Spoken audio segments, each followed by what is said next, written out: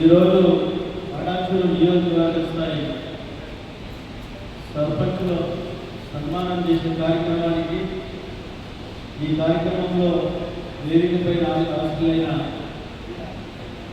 ZP vice chairman Prabhakar గారు, అలాగే జడ్పీలు, వేదికపై ఆశలైన పెద్దలందరికీ పేరు పేరున ఈ సభలో ఆశలైన సర్పంచులు, ఉప సర్పంచులు, ఎంపీటీసీలు, జీపీ మెంబర్లు, గ్రామ ప్రముఖులు, పత్రికా సోదరులు అందరికీ పేరు పేరున నేను ధన్యవాదాలు తెలియజేస్తాను.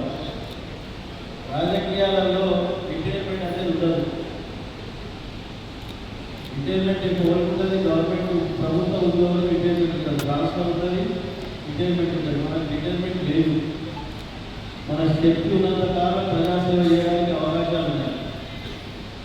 ప్రజలతో ఎక్కువ మంది అవకాశాలు సర్వీస్ చేయడానికి ప్రయత్నం చేసుకుంటూ అడుగులేసి తప్పకుండా ప్రజలు అవకాశం ఇస్తారు.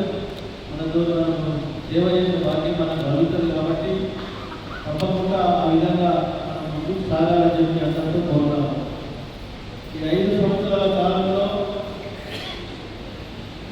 ఏ ఒక్క గ్రామ పంచాయతీ విషయంలో కానీ ఎంపీటీసీలు, ఉప సర్పంచ్, సర్పంచ్ కలిసి జోడు గుర్రాలాగా గ్రామాలను అభివృద్ధి చేసిన ఘనత విజయం దక్కిందని అందరితో పనిచేస్తాము. ఎందుకంటే పెడమొగాలు ఉంటే ఇబ్బందులు అయితే చిన్న అక్కడెక్కడ జరిగాయి, కానీ ఆ విధంగా ఎక్కడ జరగలేదు. చాలా బ్రహ్మాండంగా గ్రామాల అభివృద్ధి జరిగింది.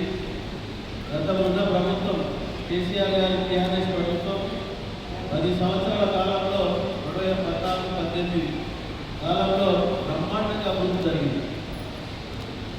నేను ఇక 90 నుంచి రాజకీయాలు ఉన్నప్పుడు ఎంపీటీసీగా, మండల ప్రెసిడెంట్గా 3 సార్లు అంతరాష్ట్ర రాజధానిలో 3 సార్లు ఎందుకు చెప్తున్నానంటే ఇంతకుముందు ప్రభాకర్ కొంతమంది మాట్లాడాలని చెప్తున్నారు. ఎవరు కూడా గ్రామాల గురించి ఆలోచన చేసిన వ్యక్తులు లేదు. ఈరోజు డబ్బు యార్డు, నర్సరీలు, ఆట స్థలాలు, ప్రతి గ్రామానికి వాటర్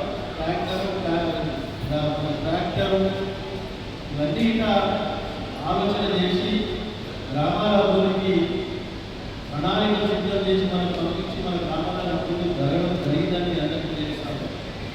మన నియోజకవర్గ స్థాయి విషయానికి వస్తే ప్రభుత్వ పరంగా వచ్చే ఒకేదైతే ఈరోజు మండలాలు బైఫర్కేషన్ చేయడం జరిగింది. ఈరోజు గుమ్మడిదార మండలం, అమృతపూర్ మండలం చేసుకోవడం జరిగింది. గ్రామ పంచాయతీ చేసుకోవడం జరిగింది, చిన్న గ్రామ పంచాయతీ. ఆ విధంగా ఇంకా అభివృద్ధి శరవేగంగా ముందుకు పోయింది. కొన్ని గ్రామాలలో డబ్బులు ఖర్చు పెట్టాలంటే